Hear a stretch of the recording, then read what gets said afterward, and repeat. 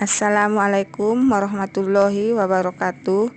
Dalam pertemuan podcast hari ini, kita akan membahas tentang COVID-19. Tapi sebelumnya, izinkan kami memperkenalkan diri dulu. Perkenalannya yang dimulai dari saya. Nama saya Leli Purnamasari Lubis AMK, Angkatan 9, Kelompok 4, nomor absen 35.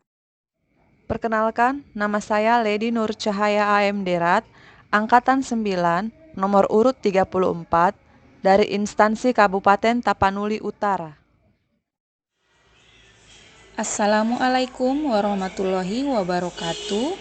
Nama saya Laila Rahmadani AMK, peserta Latsar CPNS tahun 2021, Angkatan 9, Kelompok 4, nomor absensi 31. Perkenalkan, nama saya Leri Lorika Borusilalahi AMDKL.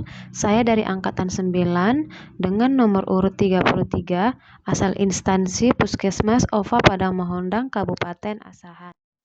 Perkenalkan, nama saya Larisma Simanjuntak, peserta Latsar CPNS tahun 2021, Angkatan 9, Kelompok 4, nomor absen 32. Asal instansi saya dari Dinas Perpustakaan dan Kearsipan Kabupaten Simalungun. Baiklah, langsung saja kita persilakan teman kita Lady Nur Cahaya untuk menjelaskannya. Sejarah penyakit COVID-19. Penyakit COVID-19 telah menjadi pandemi kelima yang didokumentasikan sejak pandemi flu tahun 1918. COVID-19 pertama kali dilaporkan di Wuhan, China, dan kemudian menyebar ke seluruh dunia. Coronavirus penyebab COVID-19 secara resmi dinamai Severe Acute Respiratory Syndrome Coronavirus 2 atau SARS-CoV-2 oleh International Committee on Taxonomy of Virus atau ICTV. Berdasarkan analisis filogenetik dan taksonomi, SARS-CoV-2 diyakini sebagai limpahan dari coronavirus hewan yang kemudian beradaptasi dan berpindah penularannya dari manusia ke manusia. Karena virus ini sangat mudah menular, ia menyebar dengan cepat dan terus bermultiplikasi pada populasi manusia.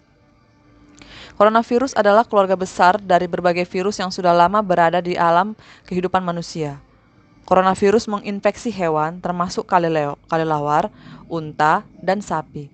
Ilmuwan telah mengklasifikasikan coronavirus ke dalam 4 subgrup yaitu alpha, beta, gamma, dan delta. SARS-CoV-2 ini merupakan anggota ketujuh dari keluarga virus corona yang menginfeksi manusia. Selanjutnya, gejala dari penyakit corona akan dijelaskan teman kita Laila Rahmadani. Masing-masing orang memiliki respon yang berbeda terhadap COVID-19.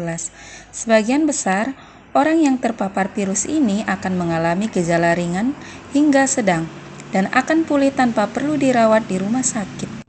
Gejala umum yang dimaksud adalah demam, batuk kering, dan kelelahan.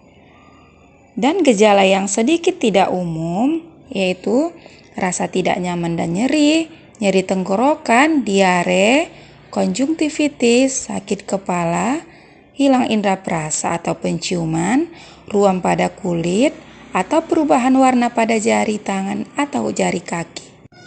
Gejala serius, kesulitan bernapas atau sesak napas, nyeri dada atau rasa tertekan pada dada, hilangnya kemampuan berbicara atau bergerak. Gejala serius ini membutuhkan perawatan di rumah sakit.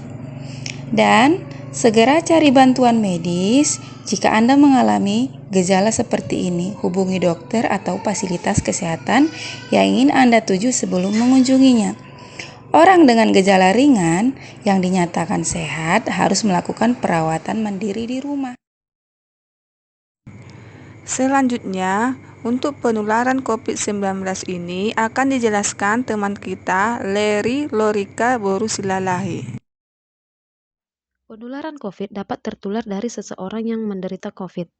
Penyakit ini dapat menyebar melalui tetesan kecil atau droplet dari hidung atau mulut pada saat batuk atau bersin. Droplet tersebut kemudian jatuh pada benda di sekitarnya. Kemudian, jika ada orang lain menyentuh benda yang sudah terkontaminasi dengan droplet tersebut, lalu orang itu menyentuh mata, hidung, atau mulut, atau bagian segitiga wajah, maka orang itu dapat terinfeksi COVID-19. Atau bisa juga seseorang terinfeksi COVID-19 ketika tanpa sengaja menghirup droplet dari penderita. Inilah sebabnya mengapa kita penting untuk menjaga jarak hingga kurang lebih 1 meter dari orang yang sakit. Nah, sampai saat ini, para ahli masih terus melakukan penyelidikan untuk menentukan sumber virus, jenis paparan, dan cara penularannya. Mari kita terus pantau sumber informasi yang akurat dan resmi mengenai perkembangan jenis penyakit ini. Selanjutnya, kepada teman kita Larisma Simanjuntak untuk menjelaskan cara pencegahan COVID-19. Nah, berikut ini saya jelaskan beberapa cara pencegahan COVID-19. Yang pertama, vaksin COVID-19. Dengan mengikuti vaksin COVID-19 merupakan salah satu cara untuk mencegah COVID-19 dan terbukti dapat mengurangi risiko terinfeksi COVID-19. Yang kedua, dengan memakai masker. Virus corona menular dari droplet yang dihirup atau masuk ke dalam tubuh melalui hidung dan mulut. Oleh karena itu, memakai masker merupakan cara yang efektif untuk mencegah COVID-19. Yang ketiga, mencuci tangan. Nah, virus corona juga dapat hinggap di tangan. Oleh karena itu, pastikan untuk selalu mencuci tangan dengan sabun dan air mengalir untuk membunuh virus corona. Yang keempat, menggunakan hand sanitizer. Jika tidak bisa mencuci tangan, selalu sedia hand sanitizer. Kandungan dalam hand sanitizer terbukti ampuh membunuh virus. Yang kelima, jangan menyentuh bagian wajah. Hindari untuk menyentuh bagian wajah dan tangan. Menyentuh wajah dengan tangan akan meningkatkan risiko terkena virus corona. Yang keenam, beraktivitas di rumah. Beraktivitas di rumah seperti bekerja dari rumah atau dengan istilah yang kita dengar selama ini yaitu work from home. Belajar di rumah, olahraga di rumah, atau termasuk kalau makan di rumah dapat mencegah penularan COVID-19. Yang ketujuh, hindari kerumunan. Jika tidak bisa beraktivitas di rumah, hindari berada di kerumunan. Yang kedelapan, hindari berada di ruang tertutup.